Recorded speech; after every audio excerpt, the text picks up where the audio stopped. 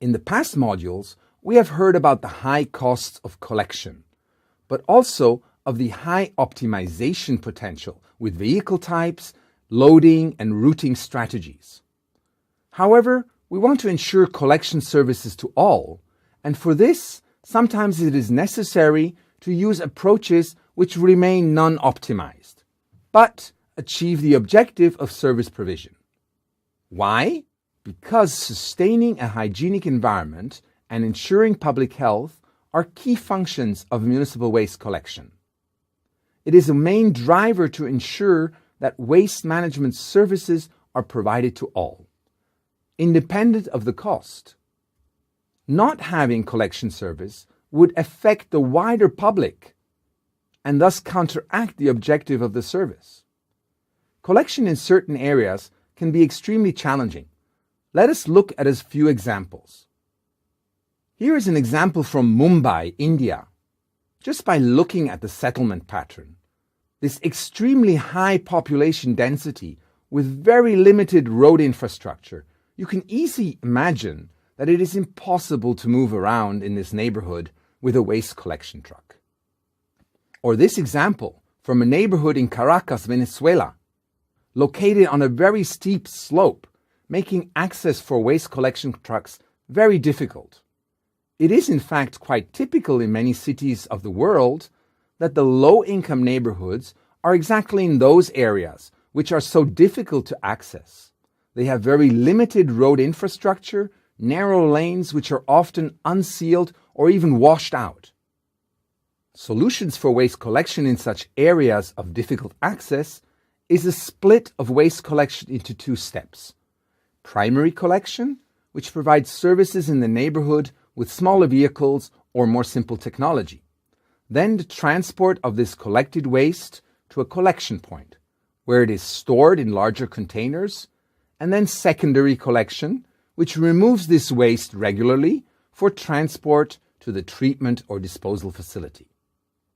Primary collection can have different variation. The first is shown here, actually not a collection as it relies on the residents themselves bringing the waste to the collection point. Another approach can be that the people bring their waste to the collection vehicle when summoned, for instance, by a bell. The other approach shown here is a curbside service or even door-to-door service. By a primary collection service using a simple collection vehicle which can be human-powered, animal-powered, or even motorized. Let us look at a few examples of such primary collection vehicles. Here is an example of a very simple collection by wheelbarrows in a slum of Karachi, Pakistan. You might notice the boards which are used to increase the loading capacity of the wheelbarrow. Or this handcart in an example of primary collection in Indonesia. Here is an example from a handcart in Abidjan in Côte d'Ivoire. Notice how one sidewall can be removed for easier emptying of the vehicle. And also notice the wide tires that are better suited for the very sandy roads in this neighborhood. Here is an example of a bicycle cart from Warangal, India. What you see here is a design that allows collection of segregated waste. Or here, a bicycle collection cart from Bangalore in India.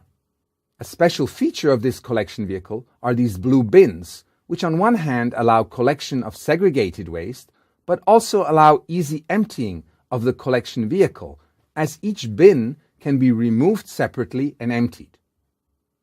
Or here from India, a motorized option, using a 3-wheel transporter. Or here an improved version from Managua, Nicaragua, which allows tipping of waste for easy emptying.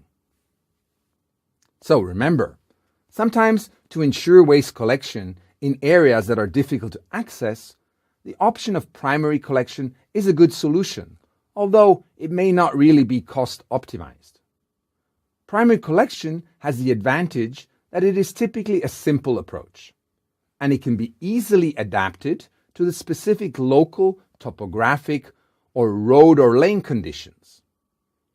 This service is very close to the clients, the people, and often the residents pay for this collection service. Remember, however, that primary collection, given the type of vehicles, is limited in transport distance. Waste is delivered to a collection point, which then needs to be emptied by a secondary collection system. Given this interaction between two collection systems, coordination is essential. So that was all for primary collection. Thank you for listening.